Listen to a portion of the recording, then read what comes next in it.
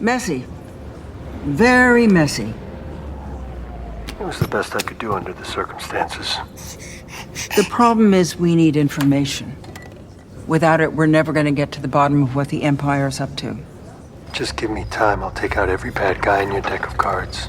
This isn't about revenge. It's about preventing another war. And protecting everything the rebellion fought for. Does that mean I'm not getting paid for this one? You're getting paid, all right. Come with me.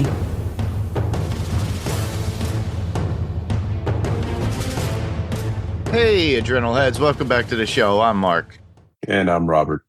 And on this episode of the podcast, we are covering a movie that's been out since its release. It's been over a month since it's been out, so obviously this is going to be spoilerful. So a majority of those fans out there of the Mandalorian show, the Mandalorian Grogu movie from 2026 is what we're covering here today. And, you know, it's been out roughly a month. It was towards the end of May, I think May 22nd or something that it came out.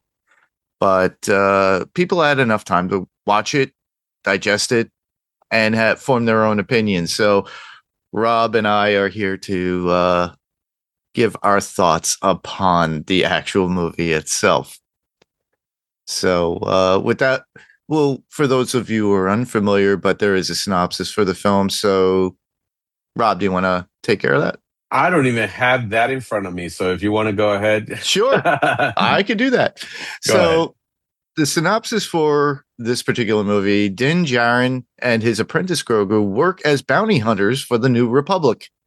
Their core mission is to hunt down Imperial warlords, leading them on an adventure to rescue Jabba the Hutt's heir, Rada the Hutt, in exchange for intel on a high-ranking First Order leader, which is pretty much the root of the whole movie. And I finally got to see it, and overall, I enjoyed it for the action. There are certain things I had a little issues within it because I was a fan of the show, and as we get into it, you'll feel how I feel, I think, of what I thought about the show or the movie. Rob, your general idea and feeling of it. Did you hate it? Did you like it? So here's what I would say about that. One of the things that I was looking forward to was seeing a Star Wars movie in the theater. It's been a while. I believe it's been over 10 years or something like that. Yeah. Since we've seen a Star Wars movie in the theater. So the fact that this got announced to be the first movie to come back after 10 years, I was surprised that was the choice they made. But then I said, well, maybe they're just going to do something much more cinematic, something much more that will be grand in the scheme of things of like the Star Wars story and things like that. What we basically got was a kind of a truncated season 5 or season 4, whatever. Yeah, that's what it was. It was just a very expensive season of The Mandalorian. In 2 hours. And what? I'm sorry. In 2 hours. In 2 hours, right? Yeah, I kind of felt the same way. Yeah. Yeah, it was beautifully shot. And of course, a lot of people out there know that, and I have said this before, if you're going to give a property like Star Wars or Marvel or stuff like that, give it to somebody who really respects the IP, somebody who really knows this thing inside and out and has lived with it for a long time, not just, hey, here's a script, or I need a script. Here's some books and some movies, get familiarized with this, and then come up with something. This movie, what it proved to me was that fans, like really big fans of the IP, should also not be allowed to do movies. And why do I say that? Well, this movie is full of fan service. Oh, definitely. so much fan service to so many things, but then that got in the way of telling a really good story, Mhm. which this for me was not the best story. So that was part of it. Like they had the part where like all the creatures that were fighting in the arena are the same creatures on the chess set in the Millennium Falcon, right? And as a matter of fact, some of the moves that R2D2 did in episode 4 on Mhm. the chess set, they made those moves in this movie. And as a matter of fact, the arena was actually shaped and colored just like the chess set. Yes. So I saw that, and as soon as I saw it, I was like, oh, that's kind of cool. But that's where it just kind of like, oh, okay, that was cool. That was a cool part. Mhm. Fan service. But there was just something about this movie that just was not there. This was not a grand movie. This was not a movie that left me saying, wow, there's going to be, this is going to tie into something else much bigger that they have planned for, maybe the second coming of Star Wars or whatever it is. Yeah. No, this Not was just a kind of a standalone movie. And what another I episode of The Mandalorian on a higher And that's scale and budget. exactly. And Yeah. that's exactly what it was. I felt that for a movie, if you are going to have Pedro Pascal, instead of just having one little scene with his face in it, Hmm. he should have been throughout the entire movie. Yeah. And what I mean by that is we all come to know that the person that plays the Mandalorian is the voice is Pedro Pascal. Sometimes, very rarely, he gets into the actual suit, but the actual actors in the suit are two other people, Yes. which I kind of appreciated the fact that when they rolled the credits or when they had the credits either in the beginning or the end of the movie, there were two names I didn't recognize. And I realized, oh, those two names are actually the people who play the Mandalorian behind the suit. And that Mhm. was really cool that they gave them that kind of a top billing. But other than that, like I said, this was a lot of fan service. I feel like Dave Filoni, while he might be the encyclopedia of Star Wars Mhm. and the next generation of, George Lucas, Mhm. George Lucas has something over him, which is, hey, while I play for fan service, I do take these risks to do other things that are going to progress the story. And instead, what I've seen from Dave Filoni is, hey, I want to grab all the characters I did in the Clone Wars, that I did in Rebels, that I did Mhm. in all this, and I want to make them like a live version of that. I'm like, we don't give a fuck about that. We really don't. We And they just were want really better writing and something that elaborates this, like the overall story. Take a side note and move it forward with the politicalness of the Empire or the New Republic at this point. They right. never really delved into that. It just says, oh, he was hired by the New Republic, but where is the New Republic now and its political world in comparison Correct. with the Imperials that are still around, because now they're basically independent gangsters that are left over from the Imperial government. And that's why they're going after them. But there's a reason. What are they doing with these Imperials once they capture them? We didn't get that We didn't get explanation. any of that, right? And it's one of those things where you say to yourself, okay, so if you're gonna do a Mandalorian and Grogu, okay, fine. Hmm. Let's put the Empire, as a side thing. Then do a true Mandalorian movie. Get into Mandalorian culture. Get into maybe the rebuilding of Mandalore after the siege. Yeah. Like really dive into it, and now you can make it at a much more epic scale because it's a movie with a bigger budget or whatever it is. But instead, we got like another season of The Mandalorian. Grogu, while he had his own little adventures, and at this point, fuck, say one word. I don't care, Dada or Mando, whatever it is. I Make it was just waiting seem for that the whole movie. I'm like, when is this kid gonna nothing. talk? Nothing at all, right? And while I think that a lot of people, one thing that Dave Filoni said was that they did every type of special effects and visual effects you could think of, from digital effects to practical effects, you name it, right? Yeah. One thing George did that till this day is almost a controversy, but I can understand why he did it, right? Yeah. Episode 1 of Star Wars, he had Yoda. And I'm sorry to say, but Yoda looked like a really horrible fucking puppet. He then went ahead and he did them in 3D, digitally. Mhm. And a lot of people were like, oh, they changed it digitally, whatever. And I was like, you know what? I could accept it because at least It it fit with has the much. rest of the movie.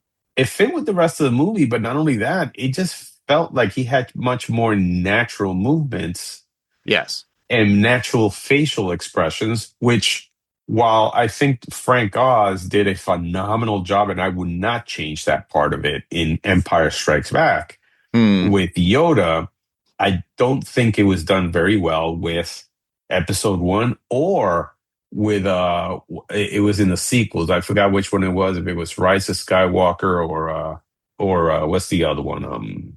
Or The Last Jedi. One of those two where Yoda comes out as a puppet again, and he still looks bad.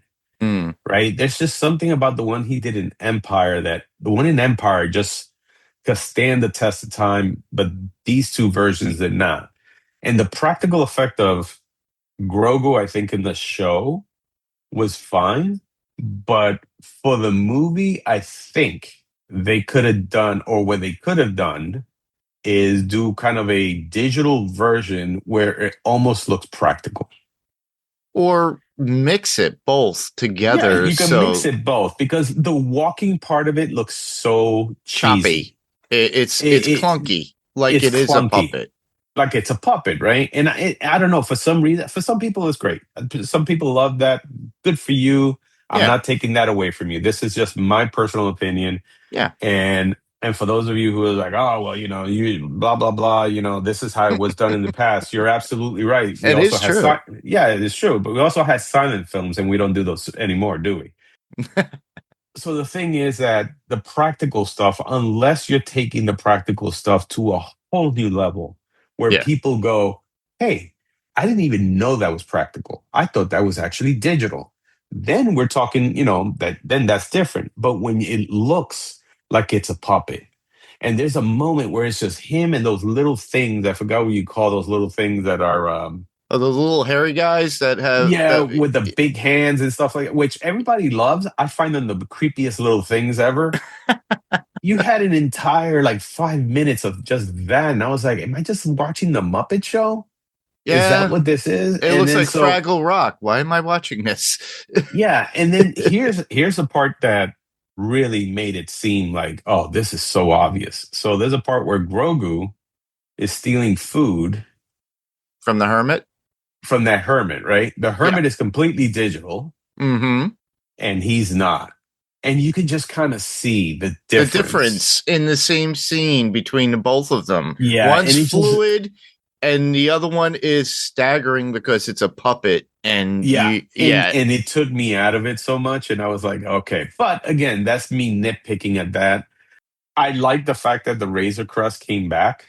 Yeah, I really did appreciate that. I love how Sigourney Weaver's character mentions how they found something and they were able to rebuild it, and it was the same model that he had before. So we're back to where we were from the show, not that little individual mini fighter that he picked up the M1 in the fighter, show. while it was good, what they said was interesting, which is, listen, he's a bounty hunter.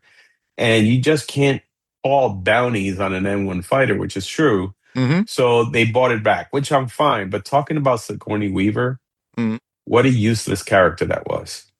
It was just there for show, I think. That's all it was. Her character was just there to get the action moving forward within the story plot. He was hired. She's the head. Hey, here's your new bounty. You have to get out of the hut. He has information on this person. And they have playing cards literally with no image of who. They didn't even have an image of the character that they were. Because they didn't know who the character was. But for me, it was, if you're going to put somebody like Sigourney Weaver into a movie, give her more substance. Yeah. I was hoping that she somehow turned out to be maybe part of the empire, or like, or like what's going to betray or have a much more meatier Role. part. Yeah. Yeah, and it's just no. She was just there for like, hey, here's your next bounty, and I found this for you, and that was it. And I was like, And then coming back at the end to save the day. And that was and it. that was it. With Dave Filoni sitting in the cockpit too. And it's like, again, this is more the fan service and things like that, which is like, okay, that's cool, but this story needed to be more. This, Rada the Hutt that looked like, Arnold Schwarzenegger. And then when he was talking, I was like, this guy talks better English than I do. And it's like, Yeah. you're used to having the Hutts usually speak, Subtitled. And then subtitle and Hutsies and whatever they call it. And fine, let's say he speaks English. Make him speak with a broken English or something. like an No, accent. or an accent. Perfect fucking English. There was just like a lot of little things that I nitpicked on, and I wanted to like this movie. Don't get me wrong. I really, really wanted to like this movie, but it just did not do it for me. I was like, well, as a Mandalorian season, it's a good season. It's definitely better than the third season that came out. Yeah. So yeah, it was 3 seasons, and then this for me was season 4. So this is like, oh, this is season 4. But I go back to having fans respect the IP. Yeah, they respected the IP, but what they did was way too much fan service. And when you compare that to the show Andor, which was till this day probably some of the best Star Wars there's ever been. The writing was amazing in that show. The writing was amazing. Tony Gilroy did a fantastic job. It made me realize, it's like, oh, it's not that you need to give it to a fan so they can do a better job.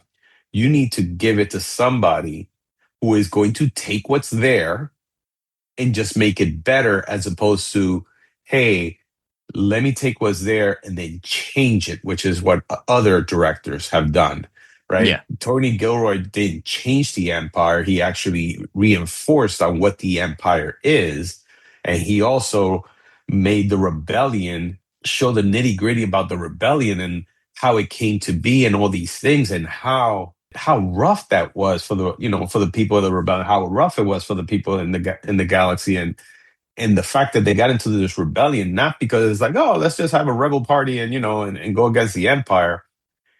There was just so much that went into it, and he really, really tapped into that, which was amazing, right?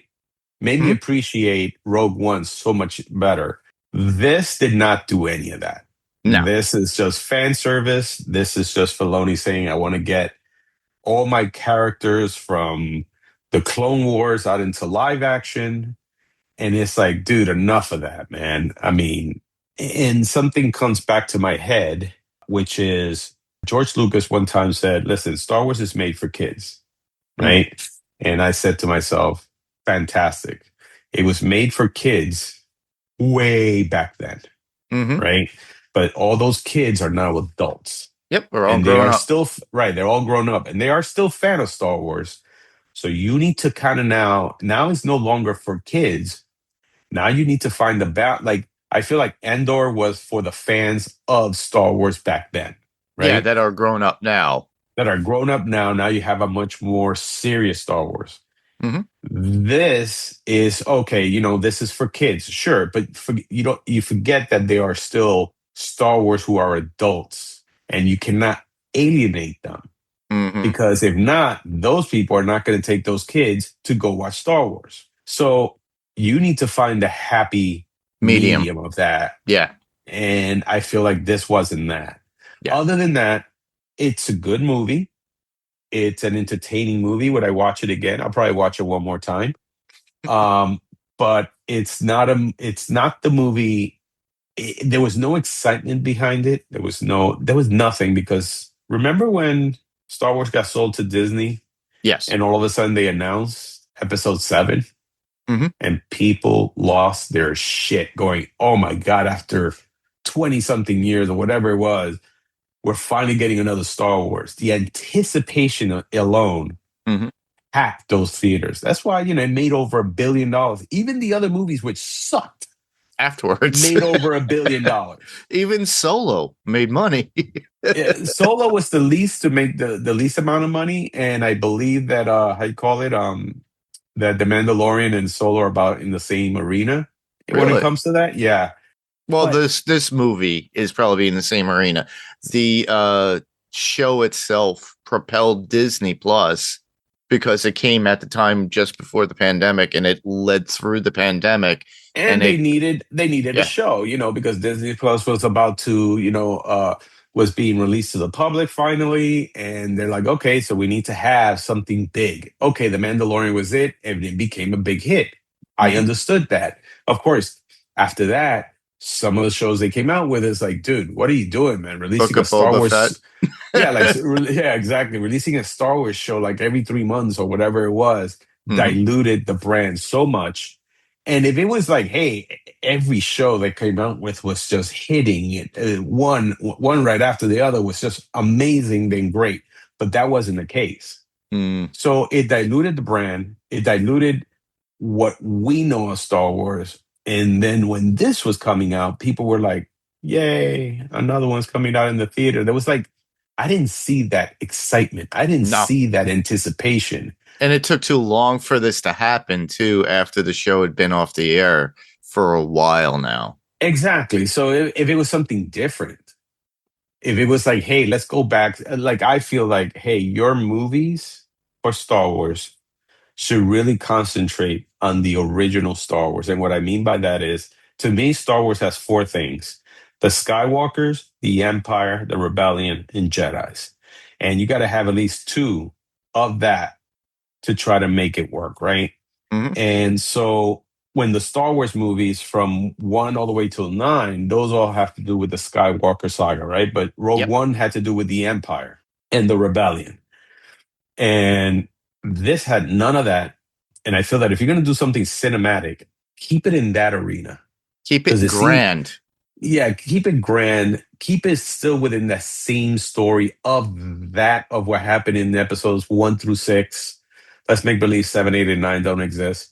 Um, and then I feel like, okay, you know what? Then you could kind of see the big, you go, oh, okay, this is much bigger than, if you would have, I think that Grand Admiral Thrawn, instead of being released in Disney Plus, should have been released in a movie.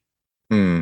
People would have lost their shit going, whoa, finally, Grand Admiral Thrawn is coming out in a cinematic version of Star Wars. And I think that would have, but I didn't see any excitement of that. None. No. It was, I went to the theater and people were like, "Oh, okay," and they clapped for like a couple little things. But then after the whole thing was done, people were like, "Okay, whatever." Yeah. And I was like, "Okay, yeah, It, that's how people feel about this." well, yeah, it's very, they were like, well, I'm just being slightly entertained right now. This, I could have watched this at home.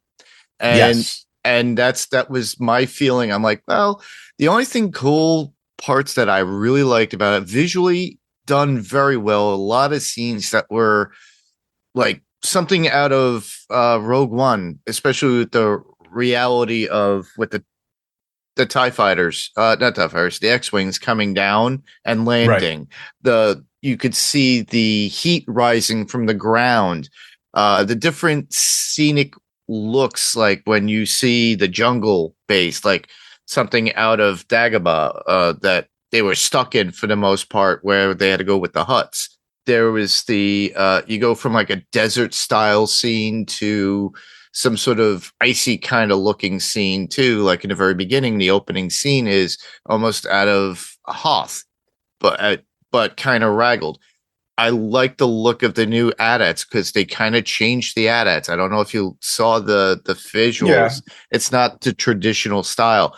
They did some good things with that. They kind of upped it a little bit with the soundtrack, in a sense of it kind of gave that techno vibe, but with the over leering of the original score influenced in there from the show itself, like the right. typical Mandalorian score that we got from the show, but for scene development or progression of action or to show tenseness, it was pretty good, but they could have done a little bit more. To nitpick about that whole gladiator thing, it looked like something out of Street Fighter or UFC wrestling or UFC in general with the shirts on, because some of them didn't look something out of, to me, like that world. But and some of the set designs kind of just gave me feel of images that we see ordinarily today. Right. Like with the street vendors, like the street vendor, he goes there to buy food for Grogu, and then on top of that, the idea of like, oh, you got new Republic credits. Oh, you can buy that with this. No, oh, you're here for that, and the jokingness about it, of kind of like how it's like a police officer trying to get information out of some guy. Right. It gave me that feels at times, but some of the like you see a train. Did we ever see that before in any of these kinds of movies or shows at one point? I don't recall that. It looked too much city based, almost similar to New Chicago from Buck Rogers in the 25th century back then, just to give Jeez. you an idea of what that looked like to me. But that was Right. kind of like a painting effect. But with this, it was all CG. It kind of also gave me that gagging feeling of when you saw of Obi-Wan when he had to go and he goes, I'm going to get a drink. And he goes in and they make the jokes. The bar Right. scenes, the internal bar scenes were pretty cool, but some certain elements were there. And then some of it was overtly CG in comparison to most. Like the snake dragon looked really good, but the Huts didn't really look that good, or Rada didn't look good in certain scenes. It didn't Right. fit to me. That's why it felt like more of the show, but the show they took care of more so in certain respects. For I forget who that major bounty hunter we got towards the end.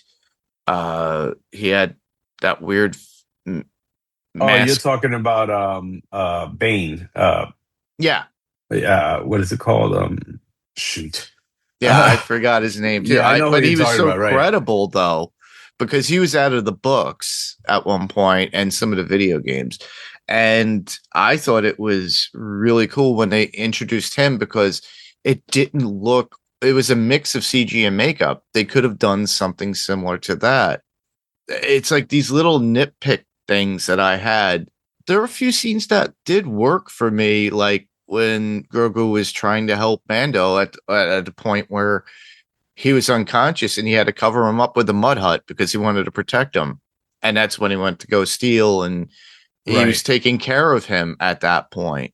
I was like, oh, okay, this is cute. He's pulling him out, he's throwing him back in, pulling him out, throwing him back in. He's like, oh, I didn't make it big enough. So he covers him with branches. Little comedic scenes like that work. But then it did very well with the action sequences themselves, but it seemed like it was set up for story.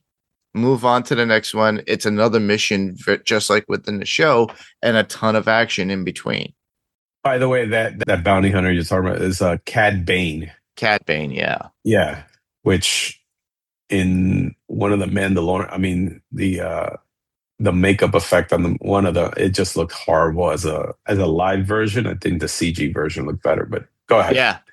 But they could have, like you said before, they could have pulled out from what we needed more of the Mandalorian folklore and history and where it stands today after its fall.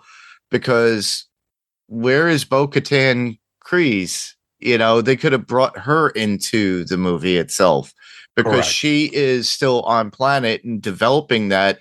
And the last time we saw her was on that planet, and they could have had some sort of help. He didn't have to have help from the New Republic. He could have gotten help from them and then increased his importance as not just being a bounty hunter, another Right, but being a Mandalorian, Mandalorian and stuff Yeah. like that, or him helping rebuild the Republic. Mandalore or something. I felt like Mandalore should have really been in this movie. Mhm. I know that it was in the series, but they kind of touched upon a few things. And as a matter of fact, there's a scene in the series where what is it? The Mandalorian has to, Din Djarin has to go to like the waters of Mandalore or something like that in order for him to, I don't know, because he took off his helmet and all this bullshit. Yeah, he had to retrieve something, and it was down, and she Yeah, was involved too at that point.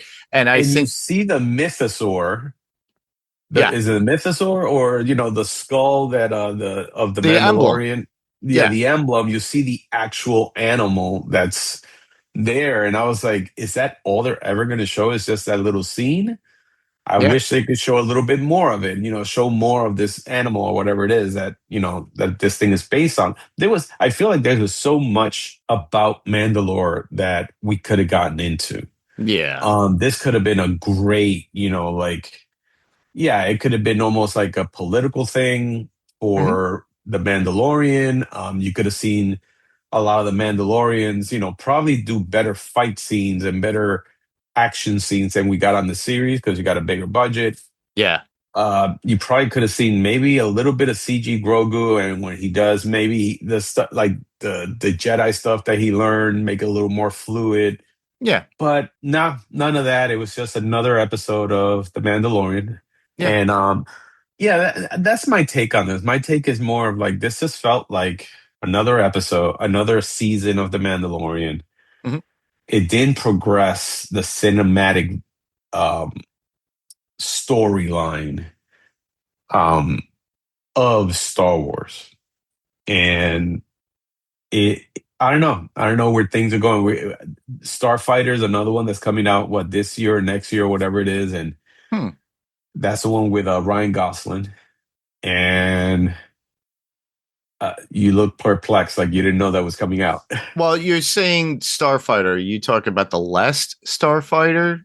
No, there's a movie of Star Wars called Starfighter Okay, coming that out I heard with something of that. right with Ryan Gosling.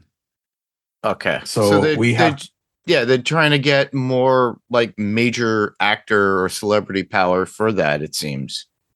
yeah, but they're still trying to do more story. One thing I was reading which made sense for some reason. Star Wars has been one of these movies or IPs that whatever reason you may have, or whatever, for some reason, people think that replacing the original actors is taboo, Hmm. right? Mark Hamill, Harrison Ford, Carrie Fisher. Yeah. And honestly, what I would have rather seen is a movie on, let's say, hey, right after the Return of the Jedi. What happens there? And you could get three actors that look exactly almost the same as they do, right? I mean, Yeah. Sebastian Stan is one of them that Looks like Mark Hamill. looks You like could- Mark Hamill. You could try to find a Han Solo, because I really didn't like this guy as Han Solo, but you could try to find somebody as Han Solo. You could try to find somebody as Carrie Fisher and continue their story when they were young. But it just seems like they really are tying in this. Hey, nobody else can be Luke Skywalker except Mark except Hamill. Mark Hamill, right? And same thing with Han Solo, except they did, and that failed. If that would have actually succeeded, I feel like maybe they would have said, you know what, maybe we could do that with the other characters. Hmm. But when you look at other IPs, Batman, so you have Michael Keaton, you have Val Kilmer, you had George Clooney, you had Ben Affleck, you have what's his name? Michael in the Pattinson, Robert Pattinson. Right, Robert Pattinson. And then you have the ones that came out in TV shows. As long as, I mean, excluding the Schumacher movies, as long as you have good stories, people will accept the fact that, hey, somebody else is playing Yeah. this character, right?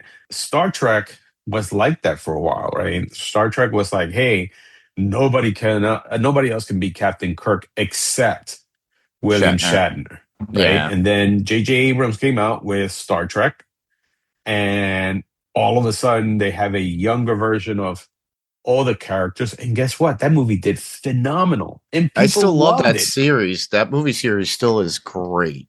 Yeah, people still loved it. As a matter of fact, there are people out there going, when the hell are we going to see more of this? Right? So they took a chance on replacing these iconic, actors with younger versions, and guess what? They did a great job with that. And I don't understand why they're not trying to do that with Star Wars. It's like, look, I know that the comic books are supposed to be canon, Hmm. but from what I've seen, sometimes they'll say, hey, the comic book is canon, and then a movie or a series comes out and they somehow retcons whatever was in the comic book. Yeah, I know. It's so And right. weird. Yeah, it's weird. So screw it, right? Screw whatever was in the comics. Mhm. Let's just have something about, hey, this is what happens after Return of the Jedi. And have Luke Skywalker, Han Solo, Princess Leia. Let's have all those characters in there, which we always go back. Those are the main characters that Mhm. makes Star Wars, right? That's why people were going, because they wanted to see that. When they did the prequels, fine, they weren't in it, but you still had the person that was going to be Darth Vader. You still had Yoda. You still had Obi-Wan. You still had characters that are part of the original trilogy, Mhm. somehow, being younger versions of themselves in the prequels. But it's still about the same story. It's still about the same people. It's still about that same struggle or whatever it is. And I just feel like if you're gonna try to do a cinematic version of this, Mm. let's try to keep to that a lot of that, because that's what the story's about, right? We always go back to the original Star Wars, right? Star Wars, The Empire Strikes Back, and Return of the Jedi. Those are the three movies that basically set this entire universe. And that's what made this universe so likable, was those three movies. Mhm. So let's go back to that, pick some of that. Don't just do fan service and go off on your own. Let's do something about that. Let's still stay within that world, within that struggle. Hey, let's see what happens to the Empire Mm. after, I know that's what well, we saw a version of that, but before the A New Hope, which was Andor, Yeah. right? And it was still within they were still talking about the Empire and the rebellion. Well, we saw what happened before. Let's see what happens after. Yeah, well, this is literally where Mando comes in. It's supposed to be following the events of Return of the Jedi. And yet nothing Yeah. about that, or nothing really that, ties that in for you to go, oh, you know what? This is still part of that. Or, hey, let's tie the story to a much bigger part of, hey, the Empire's coming back, or this and that, and here's a struggle. Hey, maybe you do see Han Solo. Maybe you do see, I don't care, the Millennium Falcon fly by, whatever. The thing is, Hmm. make it seem like it's still part of that trilogy, as opposed to, hey, this is just an offshoot of Star Wars, right? Yeah. I've always said we don't have to explore. The I further hear this parts all of the the universe Yeah, of I Star hear this Wars. all Yeah. the time. I hear it all the time. It's like, oh well, it's such a big universe that we just want to see part. That doesn't make it Star Wars. That Mm. just makes it that's like saying I went, in the movie The Godfather, I want the life story of the people who did the what's that dessert, cannellonis, or Oh, I know what you're talking when they about. shot up what's his name, Sonny, in The Godfather, and the guy goes, don't forget the Cannolis. the cannolis, don't forget the cannolis. Hey, let's have a movie about the bakery shop in that world. Gives a shit. And that's what I feel like. This is a part that it just like really makes me mad, is like, hey, there should be a story about every single little tiny thing from Star Wars. No, we do not need that. We do not need that at all. Which is All so funny right. too, because within the show itself, The Mandalorian, we did get Ahsoka Tano come into play. So she was still part of that world and that story with the Skywalkers because of Correct. and then we got Luke coming in to save them at the end, and it created such a big whoa, that was great. And it Yeah. still lent into that because he goes to visit Ahsoka as she's training Grogu, and we get a digitally imposed face of Mark Hamill from that time of After Right. Jedi with the black glove and his green lightsaber and everything. And he did the voice. They could still AI or do something within that and still pay those people for their likeness rights and voice acting because they've done it. Hell, Bruce Willis, before he got fully aphasiaed and has that issue with aphasia, he sold his visual and his voice rights Did he over. really? I haven't Yeah. heard about that. I know. James Earl Jones did that, where Yes. he sold his voice to continue doing the Darth Vader voice. Mm-hmm. I didn't know that Bruce Willis did the same thing. But you don't even need to do that. Don't get me wrong. I've seen people on the internet who are very savvy who have done deep fakes that made even the one from The Mandalorian still look better than what we got. Yep. Right? Somehow somebody out there said, you know what? That looks like crap. Here's a better version of that. This is They did my the same- idea of it. Yeah. They did the same thing with Solo, where they actually deep faked Harrison Ford and his voice. And I was like, you know what? That would have been such a better movie if you still had Mhm. Han Solo look like Han Solo, right? But I still think that, hey, you know what? It doesn't have to be the likeness of those actors. It does. We need to start getting away from those actors. Yeah, you Those can actors, recast it if need right. be. Exactly. Those actors did a phenomenal job. They will always be with us for the rest of Star Wars history.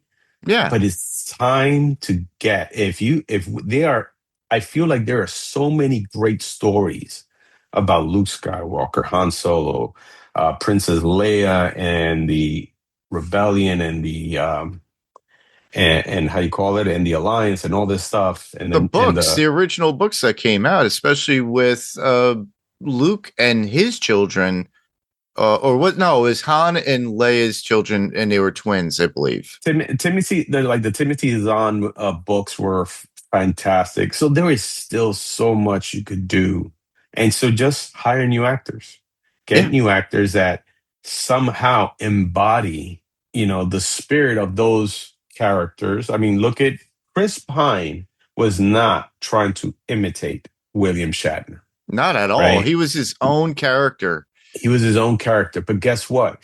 The spirit of James T. Kirk was still there. Same thing with Zachary Quinto. He kind of imitated a little, Nimoy,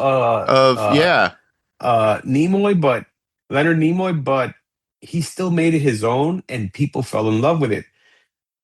And you know what? He did a great job. Look at Carl Urban. Carl Urban somehow channeled. Channeled the guy who played McCoy, but yet it was still his. As Simon Pegg in his version of Scotty. Right, he wasn't trying to go full Scott, whatever it was. So they all did a great job, right? Zoe Saldana as a horror somehow, as a horror, yeah, she was really good. Almost, she made it her own. I thought, in my opinion, made it her own. She made it a much more assertive character, and a character that had a lot more presence than even they did with with that character on TV or even in the movie. But come on, man, we got to get away from that. There are so many great stories about the word Star Wars.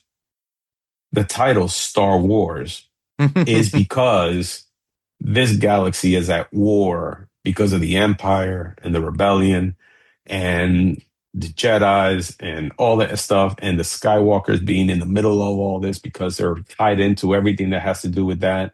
Yeah. Continue that story. A lot of people are like, oh, we need to get away from the Skywalker stuff. Okay, fine. You want to get away from the Skywalker stuff? That's good. But we still need the other elements in there, which is either the Jedi, the Rebellion, and the Empire. Yep. Once you get away from all those four things, this ceases to become Star Wars. It just becomes another side story that you're just stamping Star Wars on it. Star Wars on it, which those are the ones that I could go, okay, those could be on Disney Plus. Mm-hmm. Well, they've done that too. Look at the Bad Batch. The Bad Batch was pretty good for an animated show. But the Bad Batch was, right. But again, what was involved in that? The Empire. Empire, because they were the Bad Batch clones of the Empire. Yeah. Right. So I just, again, it just didn't, this didn't do it for me for a movie, for something that should have been in the movies. This did it for me for, hey, this is just a better season of The Mandalorian. Yeah. And I thought that Disney, and I hope that Disney sees that. I truly hope they see that, because Yeah. what they're going to continue with, then you know what? Put this shit to rest. Mm. And just like they did with us when we were growing up, that we didn't get Star Wars for a good 15 years. Oh my goodness. We You always know, looked forward to that too. We would I used to get a Lucasfilm magazine since I was a kid in the mail, and it kept you up to date. And it's like I even got they had articles about young Sherlock Holmes. Uh Star Wars Insider, I think it's yeah. called, or something like that. Yeah. There was another one that came out that was before the Star Wars Insider. It was Lucasfilm magazine or something like Oh, that. okay. Yeah, I think I see it. Yeah. Yeah, I think I had that. And when I used to get that all the time, and it was so cool to read, but we still didn't have any Star Wars. They would have other things in there regarding like Indiana Jones, things of that nature, because it was still coming out through Lucasfilm and Skywalker, you We were know. so hungry. We were so hungry for anything Star Wars Hmm. that whenever anything came out, oh, a magazine comes out with this, all of us would buy it. Yeah. Hey, we would buy it, right? Hmm. And at some point, Star Wars really, really died down so much that you're like, whatever. By the Then 90s. Yep. right, but then the prequels came out and it got everybody so excited because there was so much time in between those that you said, okay, finally, another Star Wars, because we have nothing else. But this one, okay, they waited 10 years. But in the meantime, in those 10 years, what do we have? A shitload of crappy shows on Disney Plus. All right. So, 20% of them were good. The rest Yeah, the sucked. Acolytes sucked. Oh my God, that was horrible. But, you know, it's just, if there was nothing, then maybe people would have gone, oh my God, there's another Star Wars coming out. We haven't had a Star Wars in 10 years or anything with Star Wars in 10 years. I bet you that movie would have made tons of money. Mm. But because we already was like, oh, isn't this the same show as this? Or where did these characters come from? What do you mean I have to go watch another show? Now I have to watch a show on Disney Plus To explain what's going on from this to other show explain that these characters, right? yeah, Or something like exactly. that, which is what Marvel is basically struggling with, which is, hey, a lot of these movies that came out in the last phase are tied into these Disney Plus shows. So people who are only Marvel movie watchers, not the show watchers, are going, I'm confused. Confused. Why is this character? What is going on with this character? And where did this character come? Like, and Yeah. then somebody next to him is gonna go, "Oh yeah, that's part of the show. You're gonna have to watch the show." Fuck that, right? No, So, it's like I have to do more homework to watch these films to be entertained. and that's exactly what. Right. So I feel like this one was somewhat the same way, where it's like, some people are gonna have to do a little bit of homework to know who Din Djarin is, where little baby Yoda comes from, and these things. And it just seems like there were certain things that maybe for the first time watcher, they will have questions going, so where do they come from? And, Yeah. she gave him the ship, but, and I'm not even sure if they mentioned that he had an old ship like that. No, they Um, didn't. So for them, it's like, oh, this is the first time he has a ship like that. They don't know that he had one before and it got destroyed. Yeah. I don't know. They just, but I liked it. I liked it because I was entertained by it. I It was liked entertaining, and I right? got a lot of the action. I did catch a lot of the references, what they were alluding to, as far as like the fan base stuff that they were doing. It's like, okay, I get it. Yep, thank you. That was great. But I wanted more of the story to move along. And once I started, I'm like, okay, I know that there's going to be a double cross from the Huts. I already know that there's the only cool part about it that they changed out of the Huts were for the uncles, the aunt and the uncle, they had droids that were their people that were surrounding them. Whereas with Right. Jabba, what did he have? He had a mix of everybody around his little sanctuary. And And that's what made Java's scene so awesome to look at, because it was not only Java, And then you have to understand that Jabba was a practical puppet, right? Yeah, back But then.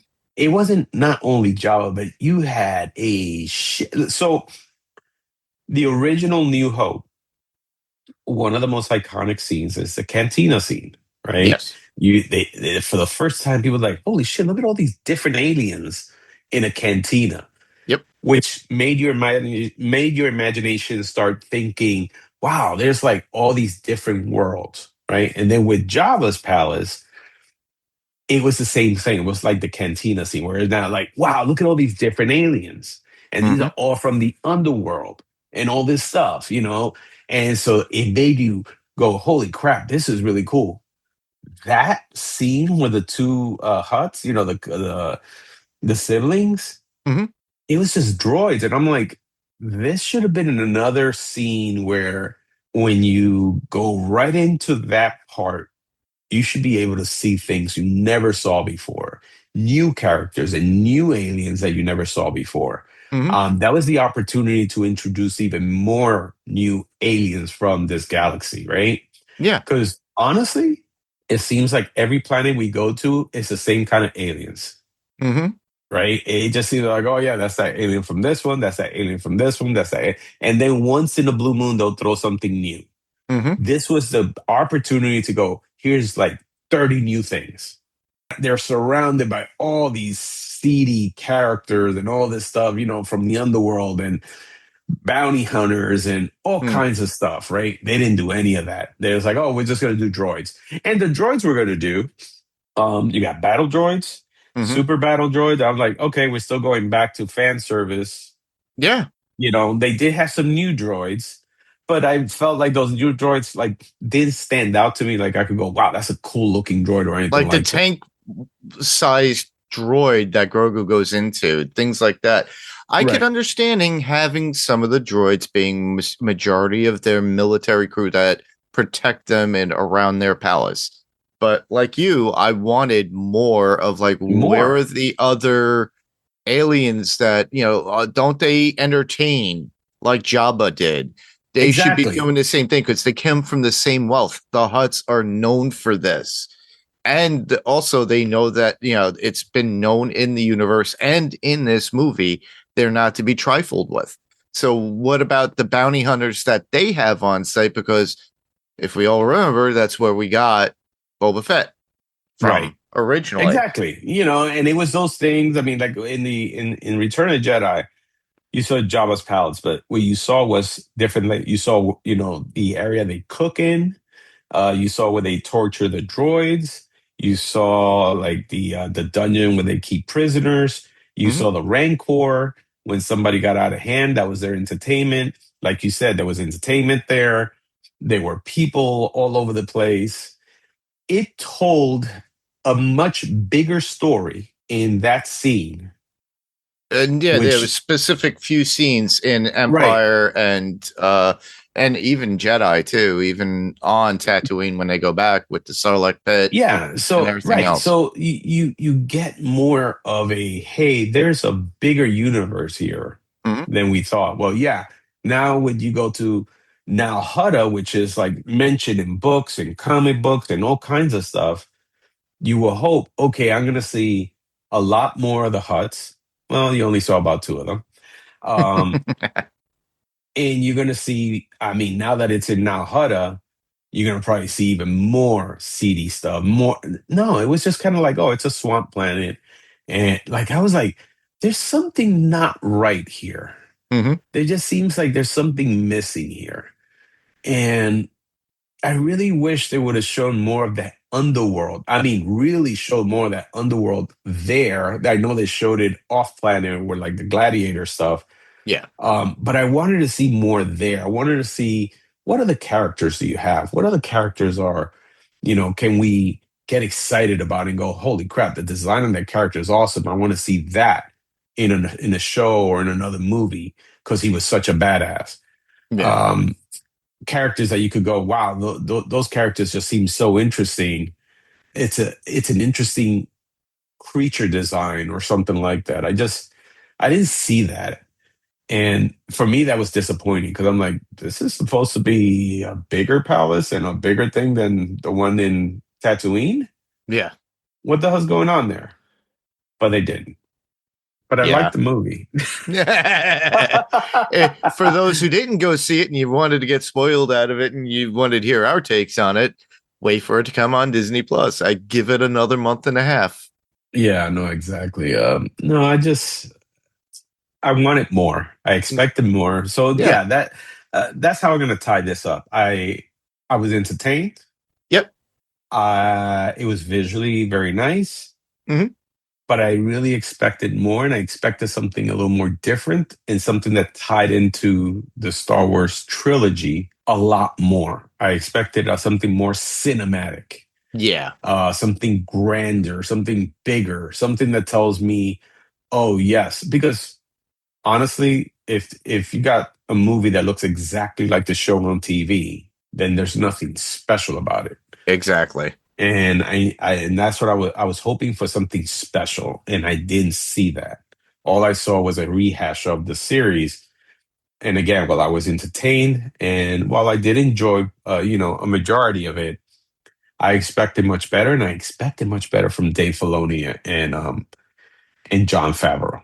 I Yeah. really expected way better than that. And what I got was, hey, these guys were just playing for fan service, and they just stuck to a formula that worked for them in Disney Plus. They just, and I was like, come on, guys, give me something more. Even George Lucas, who did not like certain things about Empire and the way they were doing it, Mhm. Empire Strike Back still turned out to be, and it's still considered probably the best Star Wars there is.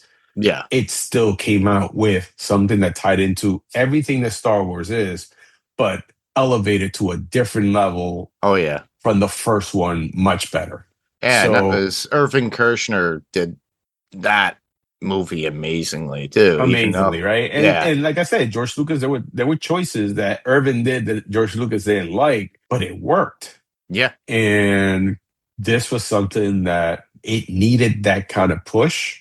It needed that kind of vision, and I didn't see any of that. What I didn't want is somebody to take it over and make their own version of it, or their own version of Star Wars, like some other directors and some other people have done, where now it took it to a place where you go, this is not my Star Wars.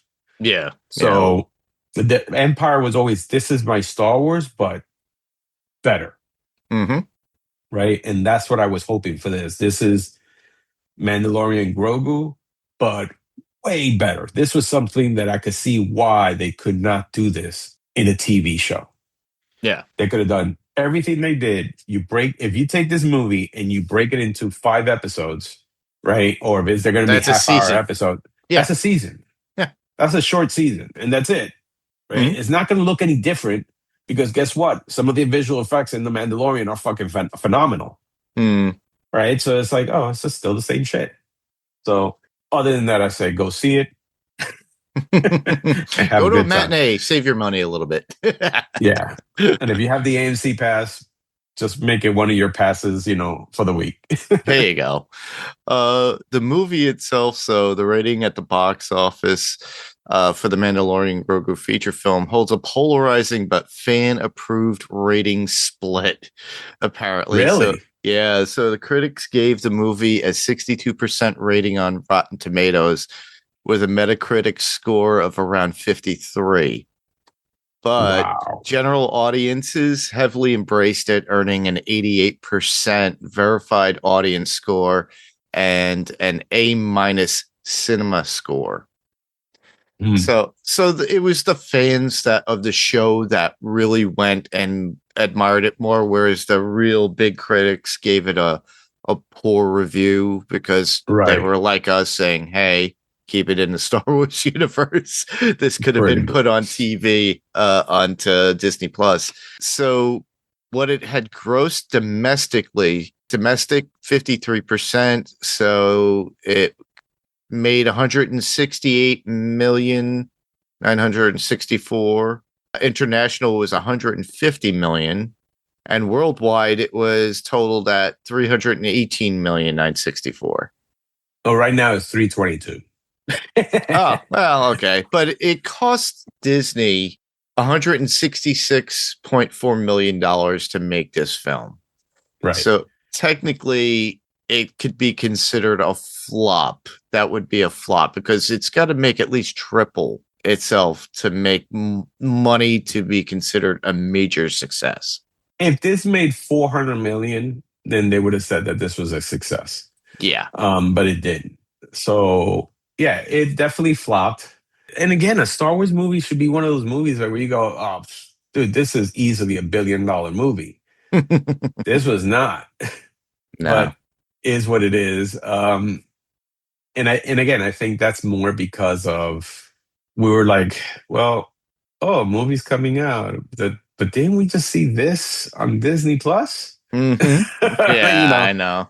and so yeah, it's just I look, Starfighter's gonna come out. And again, I'm not sure when. Let me see when Starfighter's coming out because Starfighter's coming out either at the end of the year or beginning of next year. That is being released. When is that being released? Next year, May 28th on 2027. And that's going to have Ryan Gosling, Mia Goth, Amy Adams, Matt Smith, and the rest. I don't know who the hell these guys are, but whatever. And we'll see. We'll have to see how that fares up, and hopefully that can bring. Hopefully Ryan Gosling can make because Ryan Gosling lately has been huge. Yeah, he's Um, very popular, and look what he was in Blade Runner, right? He was in Blade Runner, and Blade Runner was another flop. But lately with Barbie, and then and now this one, Project Hail Mary. Hmm. I mean, he's a big commodity now. So they have him for Star Wars. Hopefully, that will bring in people. And whatever this story is going to be, we don't know what it is, but hopefully he brings something to it where people go, you know what? This is a great movie. He did a great job. Sure, Yeah. go see it. If not, this is going to go right into the whole, yep, this could have just been a Disney Plus show and save us, the aggravation. So it's incredible how lately we used to be like, oh, it's Star Wars? Absolutely. That's going to be freaking fantastic. Now Absolutely. nobody's I'm going to go jumping see out it. the bed to go see it. It was like Marvel. Marvel had a phenomenal 10 years and they ruined it with the whole Right. multiverse thing. Yep. Right after Endgame, it kind of went south. The last good movie that we got, Was the Spider-Man one from No Way right, Home. No Way Home, right? So that was probably the last one that was actually really, really good. And then after that, the whole multiverse saga just kind of like said, eh. And people were just like, all right, you know what? I no longer. You used to say, hey, a Marvel movie's coming out at the theaters. It's going to be good. It's going to be awesome. It's going to make money. Period. Yeah. We know that already. Now you're like, eh, and even Doomsday, I don't know if it, people say, oh, yeah, it's going to definitely be $1 billion movie. It's Mm-hmm. not going to be Endgame money, No. but it's still going to be a great movie. And you're like, okay, cool, but I'm not excited about it. Yeah. I'm not like chopping at the bits, going, oh my god, I can't wait. I wish it was here already, and blah blah blah. No, I'm like, all right, let's see if they fuck this one up. Well, Right? after Secret Wars, it's going to be a full Marvel reset. So I think they're going to just create new heroes for the Avengers style films and then they'll have to build up like they originally did, because originally how Marvel started off was because they didn't have all the licensing because of their bankruptcy, and they sold off all their major characters like Hulk. They rent from Universal. Spider-Man, they have to initiate some sort of co-policy of like utilizing the character in Marvel, but also helping Sony out so they could keep their own rights. That's why Sony has to put out a Spider-Man film every 5 years. Otherwise, they lose the IP back to Marvel. And they're definitely not going to ever lose that. They know that Spider-Man is actually a moneymaker. Mm-hmm. No, but what I'm saying is like this. Actually, the new Spider-Man movie is looking coming good. out, dude. It was sold out. Like normally, me, on the first day of of the showing, Yep. which is usually like a Thursday, I Mhm. already have front seats, the best seat in the house. Somehow I waited no more than 4 hours. And when I went in to try to get a seat, sold out theaters, for the next 2 days. I was like, holy crap. So we Mhm. know this movie's gonna make a lot of money. Yeah, it'll make bank. It was the same thing with actually when you said the last movie that actually made really good money for Marvel, Deadpool versus Wolverine Yeah. was, that was $1 billion, $1.5 billion maker. So it's not every movie anymore. It's not like, oh, every movie's going to be Every this other or, movie, and you or know, dependent on the IP that they're actually moving into place.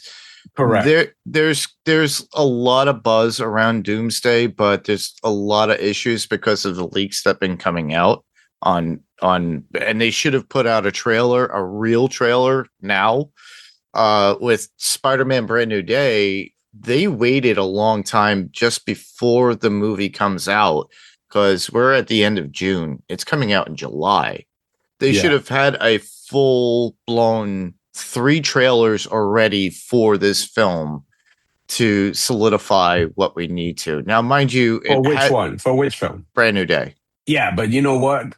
Brand New Day. I mean, they released the last trailer. Look, the anticipation for Spider-Man has been so big that even though they released their second trailer, I think their second full trailer not so long ago, Mm-hmm. I mean, it's still sold out. So Yeah. people are anticipating this and they want this, right? And you got to remember that box office draws like, Tom Holland and Zendaya, they're going to bring in those people, definitely.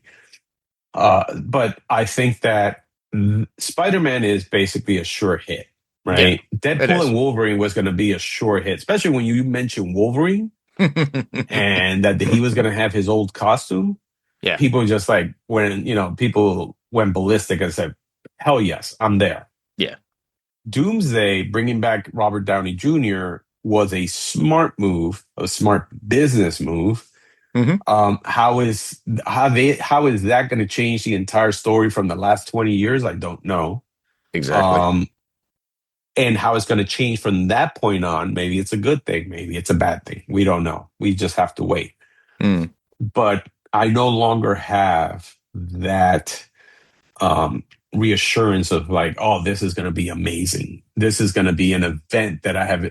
Yeah, they're trying to make it into that, but it's not like the last two Avengers movie. Endgame and what is it? And what was it? Infinity War. Infinity War and Endgame. It just wasn't That level. where people were so because it took 10 years to build up to that. Mm-hmm.